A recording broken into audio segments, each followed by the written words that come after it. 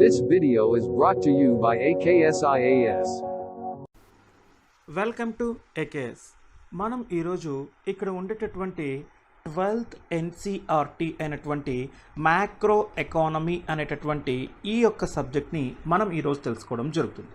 So ఇక్కడ chapter 1 introduction అనేటటువంటి ఈ పార్ట్. ఈ ఇంట్రడక్షన్ అనేటటువంటి పార్ట్లో అసలు మ్యాక్రో ఎకానమీ అంటే ఏంటి, ఈ మ్యాక్రో ఎకానమీకి ఉండేటటువంటి బ్యాక్గ్రౌండ్ ఏంటి, అసలు మ్యాక్రో ఎకానమీ అనేటటువంటిది మనం ఎందుకు చదవాలి అనేటటువంటి వాటి గురించి మనం తెలుసుకుందాం.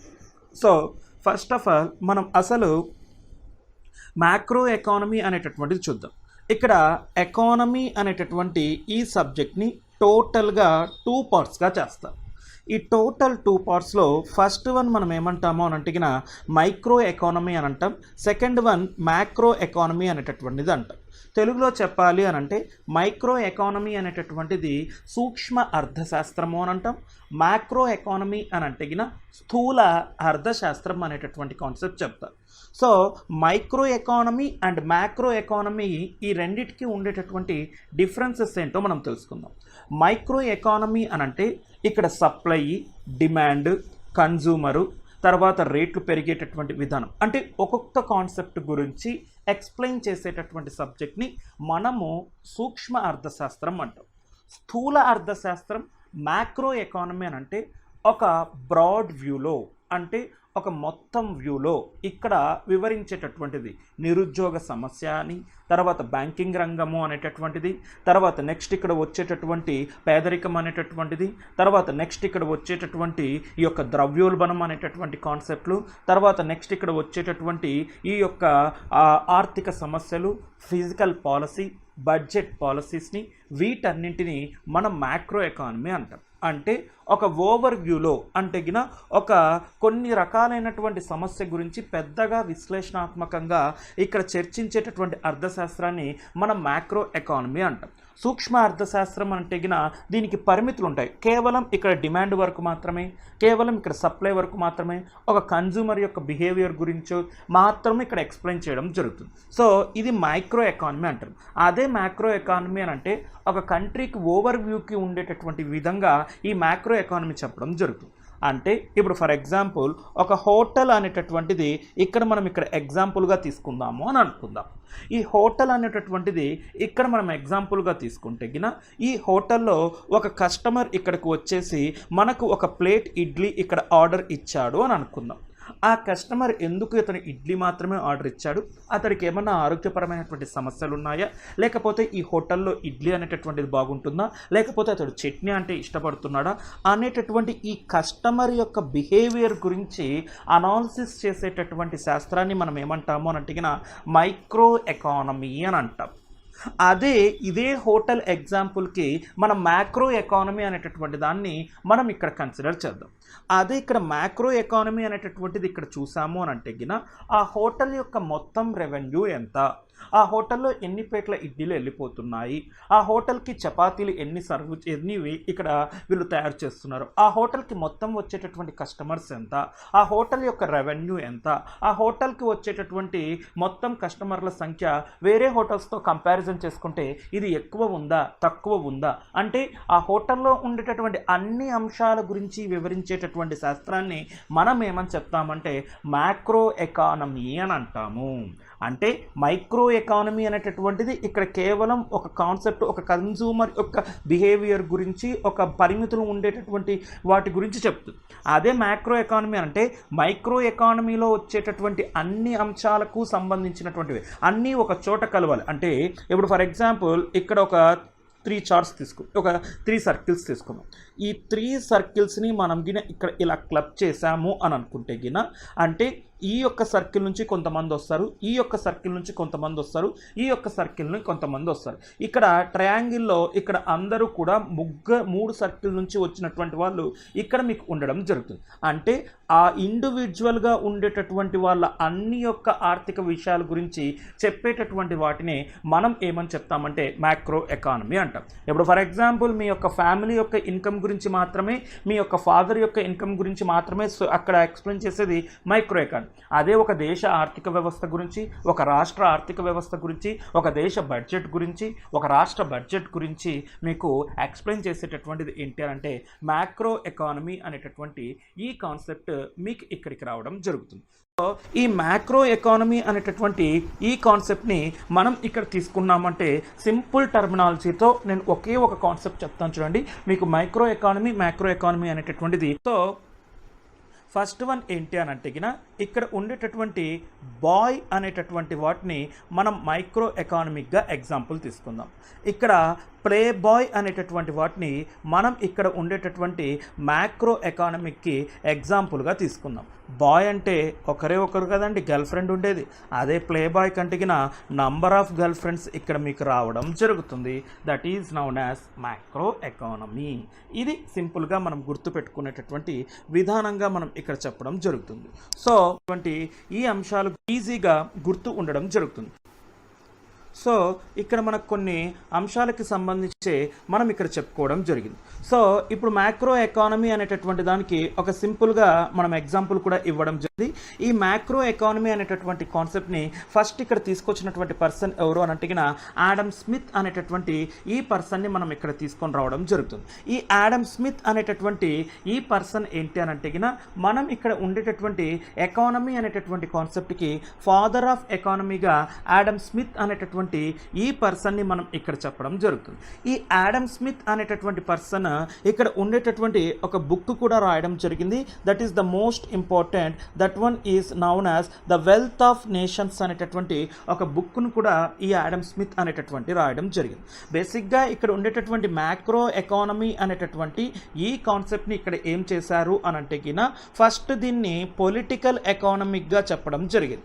సో ఆడమ్ స్మిత్ యొక్క టైం పీరియడ్లో ఇక్కడ ఏం చెప్పారు అని అంటే ఆడమ్ స్మిత్ అనేటటువంటి పర్సన్ ఇక్కడ ఉండేటటువంటి మ్యాక్రో ఎకానమీ అనేటటువంటి సబ్జెక్ట్ని పొలిటికల్ ఎకానమీగానే ఈ యొక్క మ్యాక్రో ఎకానమీని డీల్ చేయడం జరుగుతుంది. కానీ మ్యాక్రో ఎకానమీ అనేటటువంటి వర్డ్ ఆడమ్ స్మిత్ అనేటటువంటి పర్సన్ టైంలో ఇది లేదండి. ఇది కేవలం పొలిటికల్ ఎకానమిక్గానే ఆడమ్ స్మిత్ యొక్క టైం పీరియడ్లో ఇక్కడికి రావడం జరుగుతుంది. ఈ father of and founder of economy అనేటటువంటి కాన్సెప్ట్కి ఈ ఆడమ్ స్మిత్ అనేటటువంటి ఈ పర్సన్ని కూడా మనం చెప్పడం జరుగుతుంది. సో బేస్గా ఇక్కడ ఉండేటటువంటి ఈ యొక్క ఎమర్జెన్స్ ఆఫ్ మ్యాక్రో ఎకానమీ అనేటటువంటిది మనం చూడాలంటే ఆ పర్సన్ ఎవరు అని అంటే ఇక్కడ వచ్చేటటువంటి జాన్ మయర్డ్ ఇక్కడ కెనీస్ అనేటటువంటి ఈ పర్సన్ని మనం ఇక్కడ చెప్పడం జరుగుతుంది. బేసిక్గా ఇక్కడ ఏం జరుగుతుంది అని అంటే ఇక్కడ ఒక ఎకానమీ అనేటటువంటిది ఎలా ఉంటుంది అని అంటే ఒక ఒక ల్యాండ్ అనేటటువంటిది ఉంది అని అనుకుందాం. ఈ ల్యాండ్ అనేటటువంటిది ఇక్కడ ఉన్నప్పుడు ఇక్కడ ఒక ఫ్యాక్టరీ అనేటటువంటిది ఎస్టాబ్లిష్ అయ్యింది అని అనుకుందాం. ఎస్టాబ్లిష్మెంట్ అయిన తర్వాత ఇక్కడ లేబర్స్ అనేటటువంటి వాళ్ళు ఈ ఫ్యాక్టరీలోకి వచ్చి ప్రొడ్యూస్ చేయడం జరుగుతుంది. సో ఇక్కడ నెక్స్ట్ ఇక్కడ ఏం జరుగుతుంది అని అంటే ఇలా ప్రొడ్యూస్ చేసిన తర్వాత నెక్స్ట్ ఇక్కడ ఈ ఫ్యాక్టరీలో నుంచి వచ్చినటువంటి అవుట్పుట్ అనేటటువంటిది వేరే సెక్టార్లో ఉండేటటువంటి వాళ్ళకి ఇక్కడ సేల్ చేయడం జరుగుతుంది. సో ఇది ఇలా జరగడం జరుగుతుంది.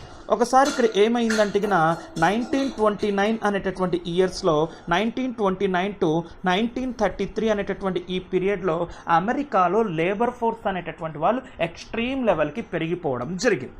ఇలా ఎక్స్ట్రీమ్ లెవెల్కి పెరిగిపోయేసరికి ఇక్కడ ఉండేటటువంటి ఈ ఫ్యాక్టరీస్ అనేటటువంటివి ఈ యొక్క లేబర్స్ అనేటటువంటి వాళ్ళకి ఎంప్లాయ్మెంట్ ఆపర్చునిటీస్ అనేటటువంటిది ఇవ్వలేకపోవడం జరిగింది. సో పబ్లిక్కి ఎప్పుడైతే ఎంప్లాయ్మెంట్ ఆపర్చునిటీస్ రాలేదో, పబ్లిక్ దగ్గర డబ్బులు అనేటటువంటివి ఎప్పుడైతే తక్కువ అయిపోతాయో ఈ పబ్లిక్ అనేటటువంటి వాళ్ళు ఈ యొక్క మార్కెట్లో వచ్చేటటువంటి ప్రోడక్ట్స్ అనేటటువంటివి ఇక్కడ కొనడం జరగలేదు. అంటే దాని మీనింగ్ ఇక్కడ ఏంటి అని అంటే ఫ్యాక్టరీస్లో నుంచి వచ్చినటువంటి అవుట్పుట్టే కదండి ఇక్కడ మనకు ఇక్కడ ప్రోడక్ట్స్ వచ్చేది. ప్రోడక్ట్స్ అనేది ఇక్కడ కొనుక్కోకుండా ఉన్నారు అని అంటే ఇక్కడ ప్రోడక్ట్స్కి డిమాండ్ అనేటటువంటిది లేదు అని అనుకుంటే ఫ్యాక్టరీస్ అనేటటువంటి వాళ్ళు ప్రొడక్షన్ అనేటటువంటిది చేయలేరు. ఆ తర్వాత ఇక్కడ ఉండేటటువంటి వాళ్ళకి లేబర్ అనేటటువంటి వాళ్ళకు ఇక్కడ వీళ్ళు సరైనటువంటి ఈ యొక్క వేజెస్ అనేటటువంటిది కూడా వాళ్ళు ఇవ్వలేకపోవడం జరిగింది. సో దీనివల్ల ఏంటి అని అంటే ఈ ఫ్యాక్టరీస్ అనేటటువంటివి ఇక్కడ ఎక్స్ట్రీమ్ లెవెల్ లాసెస్లోకి వెళ్తే ఇక్కడ ఫ్యాక్టరీని నమ్ముకొని ఉండేటటువంటి వర్కర్స్ అనేటటువంటి వాళ్ళకి కూడా ఇక్కడ ఎటువంటి శాలరీస్ రాలేదు. దీనివల్ల ఏం జరిగింది, ఈ యొక్క సెక్టార్ నుంచి వేరే సెక్టార్ వాళ్ళకి ఇంకొక సెక్టార్ వాళ్ళకి ఇది ఎఫెక్ట్ పడడం జరిగింది. అప్పుడు ఇక్కడ కీన్స్ అనేటటువంటి ఈ పర్సన్ ఇక్కడ ఎకానమీ అనేటటువంటి ఈ కాన్సెప్ట్లో ఇంటర్ డిపెండెంట్ అనేటటువంటిది ఉంటుంది. ఏ ఒక్క సెక్టార్ కూడా ఇండిపెండెంట్గా ఉండదు, అటానమస్గా ఉండదు, ఒకదానికి ఒకటి ఇక్కడ ఇంటర్ డిపెండెంట్ అయి ఉంటుంది అనేటటువంటి కాన్సెప్ట్ ఇక్కడ ఉండేటటువంటి ఈ కీన్స్ అనేటటువంటి ఈ పర్సన్ ఇక్కడ చెప్పడం జరిగింది. దిస్ ఈస్ ద 100% కరెక్ట్ అండి. ఇప్పుడు చెప్పడం జరుగుతుంది. ఫర్ ఎగ్జాంపుల్ ఇక్కడ ఫార్మర్స్ అనేటటువంటి వాళ్ళ దగ్గర నుంచి అగ్రికల్చర్ ప్రొడక్షన్ అనేటటువంటిది ఎక్కువగా వచ్చింది అని అనుకుందాం.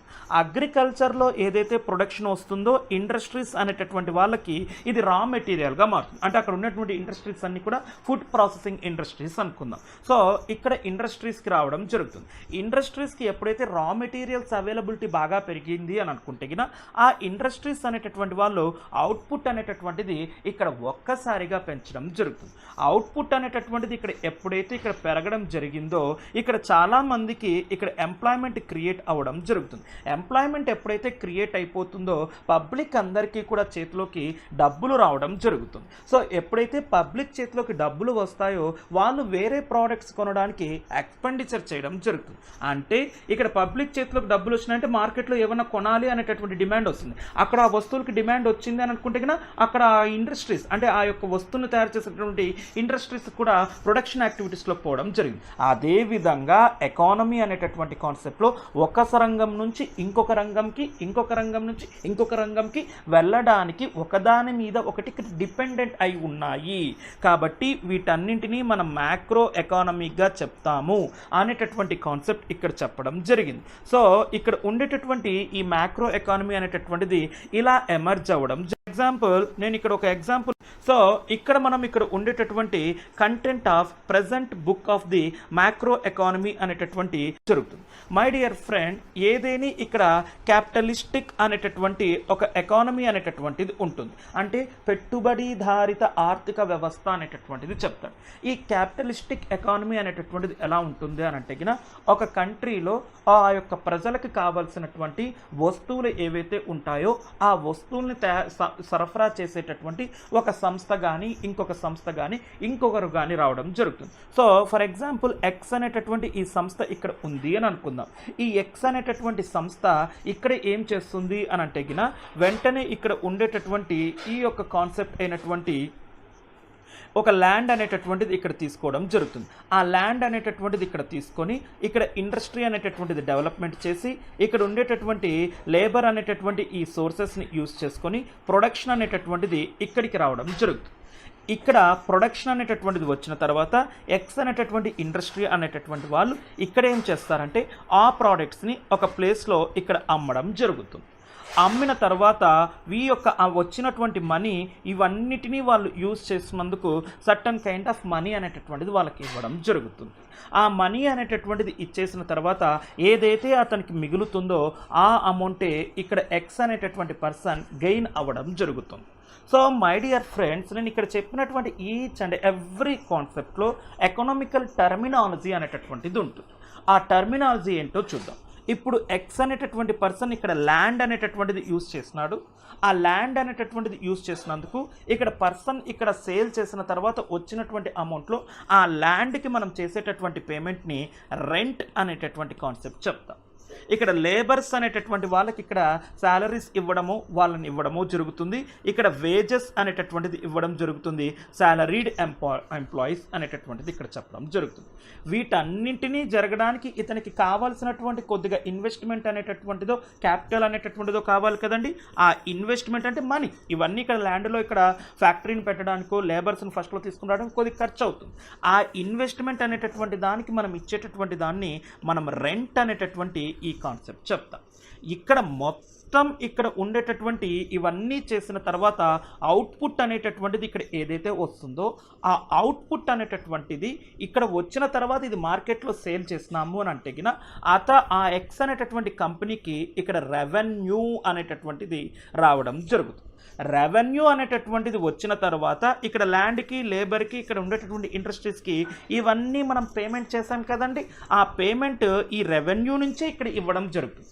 ఈ రెవెన్యూలో ఇవన్నీ పేమెంట్ చేసిన తర్వాత రిమైనింగ్ అమౌంట్ అనేటటువంటిది ఇక్కడ ఏమైతే ఉంటుందో ఆ రిమైనింగ్ అమౌంట్ అనేటటువంటి ఈ అమౌంట్కి ఈ ఎక్స్ అనేటటువంటి పర్సన్కి ఇక్కడ ప్రాఫిట్ వచ్చింది అనేటటువంటి కాన్సెప్ట్ ఇక్కడ చెప్పడం జరుగుతుంది. అంటే ఇక్కడ ఎకానమీ అనేటటువంటిది ఏంటి అని అంటే గిన ఒకదాని మీద ఒకటి డిపెండ్ అయ్యి ఇక్కడ అవుట్పుట్ అనేటటువంటిది రావడం జరుగుతుంది.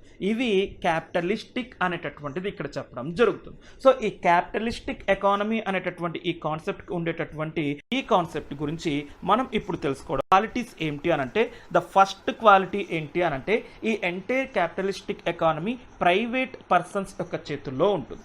ఇక్కడ సెకండ్ క్వాలిటీ ఏంటి అని అంటే సప్లై అనేటటువంటిది డిమాండ్ ఇక్కడ ఉండేటటువంటి ఈ యొక్క సప్లై అనేటటువంటిది డిమాండ్ కన్జ్యూమర్స్ యొక్క కాస్ట్ నేచర్ని బట్టే ఇక్కడ రావడం జరుగుతుంది. నెక్స్ట్ వన్ ఏంటి అని అంటే గిన ఇప్పుడు ఫర్ ఎగ్జాంపుల్ ఒక పర్సన్ ఇక్కడ ఉన్నాడు అని అనుకుందాం. ఆ పర్సన్ అనేటటువంటి ఈ పర్సన్ ఇక్కడ ఏం జరుగుతుంది అని అంటే గిన ఈ పర్సన్ ఇక్కడికి తను ఎటువంటి డెసిషన్ తీసుకోవాలన్నా అతని యొక్క ఇంట్రెస్ట్ మీదే ఆధారపడడం జరుగుతుంది. ఫర్ ఎగ్జాంపుల్ ఇప్పుడు ఒక పర్సన్ ఇక్కడ ఎక్స్ అనేటటువంటి పర్సన్ మార్కెట్లోకి వచ్చాడు అని అనుకుందాం. మార్కెట్లోకి వచ్చిన తర్వాత అతడు ఏదైనా ఎకనామికల్ యాక్టివిటీస్ చేయాలన్నా, కొన్ని ఫ్రూట్స్ కొనాలన్నా, లేకపోతే కొన్ని డ్రెస్సెస్ అనేటటువంటిది కొనాలన్నా, లేకపోతే ఇంకేమైనా పర్చేస్ చేయాలన్నా కూడా మ్యాండేటరీగా ఇతడి యొక్క నిర్ణయం మీద ఆధారపడి ఉంటుంది. ఇప్పుడు ఫర్ ఎగ్జాంపుల్ అతడి యొక్క ఆర్థిక స్వాతంత్రం అతనికి ఉంటుందండి. సో అతడు ఏ విధంగా కొనాలనుకుంటున్నాడో ఆ విధంగా అతను కొనేస్తాడు. కానీ ఇప్పుడు ఇక్కడ ఏంటి అని అంటే ఒక సమాజం అనేటటువంటిది ఇక్కడ ఉంది. సమాజంలో ఉండేటటువంటి బడ్జెట్ కానీ, సమాజానికి సంబంధించినటువంటి ఆర్థిక వ్యవస్థ కానీ, సమాజంలో ఉండేటటువంటి పెట్టుబడిని కానీ ఇక్కడ మన మ్యాక్రో ఎకానమీ అనేటటువంటిది మనం ఇక్కడ ఎక్స్ప్లెయిన్ చేస్తున్నాం. అంటే ఈ మ్యాక్రో ఎకానమీ అనేటటువంటిది ఏంటి, ఒక బాధ్యతగా ఉండాలి. ఎందుకంటే ఒక వ్యక్తికి సంబంధించినటువంటి నిర్ణయాలు ఎలానా అతను తీసుకోవచ్చు, కానీ ఒక సమాజానికి తీసుకోవాల్సినటువంటి ఆర్థిక నిర్ణయాలు చాలా జాగ్రత్తగా ఉండాలి. అందుకే ఈ యొక్క సమాజానికి సంబంధించినటువంటి ఆర్థిక నిర్ణయాలు జాగ్రత్తగా తీసుకోవడానికే ఇక్కడ కొన్ని చట్టబద్ధమైనటువంటి సంస్థలు అనేటటువంటివి మన యొక్క దేశంలోనే కాదు ప్రతి ఒక్క దేశంలోనూ ఉంటాయి. ఇప్పుడు ఫర్ ఎగ్జాంపుల్ ఇక్కడ బ్రాడ్ ప్రాస్పెక్టివ్లో బ్యాంకింగ్ అనేటటువంటిది ఇక్కడ ఉంది అంది. ఇక్కడ బ్యాంకింగ్ అనేటటువంటిది ఇక్కడ ఉన్న తర్వాత ఇక్కడ ఏం చేస్తుంది, వెంటనే ఇక్కడ బ్యాంకింగ్కి సంబంధించి ఆర్బీఐ అనేటటువంటిది ఇక్కడ ప్రధానంగా ఉండడం జరుగుతుంది. అది ఇక్కడ ఎల్ఐసి అనేటటువంటిది ఉంది అనుకుందాం, ఐఆర్డిఏ అనేటటువంటిది ఇక్కడ ఉంది కదా. నెక్స్ట్ వన్ ఇక్కడ షేర్స్ అనేటటువంటివి ఇక్కడ తీసుకున్నాము అని అంటే సెబీ అనేటటువంటిది ఇక్కడ ఉంది కదా. అలా ప్రతి ఒక్క సంస్థ ఇక్కడ చట్టబద్ధమైనటువంటి సంస్థలు చూసి మన ఎటువంటి ప్రాబ్లం రాకోకుండా ఇక్కడ సంబంధించినటువంటి నెక్స్ట్ చాప్టర్ నెక్స్ట్ కంటెంట్ ఏంటి అని అంటే ఇక్కడ వచ్చేటటువంటిది ఏంటి అని అంటే భారతదేశంలో ఆర్థిక వ్యవస్థకి జరుగుతుంది. సో ఇక్కడ నెక్స్ట్ వచ్చేటటువంటి ఈ చాప్టర్ ఒక ఆర్థిక వ్యవస్థ ఇక్కడ కొన్ని రకాలుగా డిపెండ్ అయి ఉంటుంది. అది ఇక్కడ ఫార్మ్స్ అనేటటువంటివి రావడం జరుగుతుంది. నెక్స్ట్ ఇక్కడ గవర్నమెంట్ అనేటటువంటిది రావడం జరుగుతుంది. తర్వాత హౌస్ హోల్డ్ అనేటటువంటిది కూడా ఇక్కడ మనకి ఇక్కడికి రావడం జరుగుతుంది. ఇక్కడ ఫార్మ్స్ అనేటటువంటివి వివిధ రకాలైనటువంటి సంస్థలు అండి, ఆర్గనైజేషన్స్. ఇవి ఉత్పత్తికి కావాల్సినటువంటి వస్తువులు ఏవైతే ఉంటాయో ఆ వస్తువులన్నింటినీ కూడా ఇది ఇక్కడ తయారు చేయడం జరుగుతుంది. తర్వాత గవర్నమెంట్ అనేటటువంటిది ఏంటి అని అంటే సమాజానికి కావాల్సినటువంటి విద్యా సంస్థలు కానివ్వండి, ఎడ్యుకేషన్ సంస్థలు కానివ్వండి, లేబర్స్కి సంబంధించినటువంటి స్కిల్స్ కానివ్వండి, ఇన్ఫ్రాస్ట్రక్చర్ ఫెసిలిటీస్ కానివ్వండి, తర్వాత హ్యూమన్ రిసోర్సెస్కి ఎలా ఉండాలి అనేటటువంటి కాన్సెప్ట్ కానివ్వండి, నెక్స్ట్ వన్ ఇక్కడ ఆర్థిక విధానాలు అనేటటువంటిది ఎలా ఉండాలి అనేటటువంటి కాన్సెప్ట్తో కానీ, తర్వాత పన్ను వ్యవస్థ ఎలా ఉండాలి అనేటటువంటి కాన్సెప్ట్ కానీ, వ్యాపార విధానాలు ఎలా ఉండాలి, పారిశ్రామిక విధానాలు ఎలా ఉండాలి అనేటటువంటి ఈ కాన్సెప్ట్ని గవర్నమెంట్ ఇక్కడ డిపెండెంట్గా ఇక్కడ క్రియేట్ చేయడం జరుగుతుంది. అది ఇక్కడ హౌస్ హోల్డ్ అంటే మనమందరము అండి, సమాజంలో మనం అందరం ఇక్కడ భాగం కదండి. ఈ హౌస్ హోల్డ్ అనేటటువంటి వాళ్ళు ఈ సమాజంలో ఆర్థిక వ్యవస్థని నిర్వహించేటటువంటి కర్తలు అనేటటువంటిది ఇక్కడ చెప్పడం జరుగుతుంది. వీళ్ళంతా ఎకానమీలో వీళ్ళు పార్టిసిపేట్ అవ్వడమే వల్లనే కదండి ఇవన్నీ ఇక్కడ రన్ అవుతుండేది. సో ఇవి హౌస్ హోల్డ్ అనేటటువంటిది ఇక్కడ మీకు రావడం జరుగుతుంది.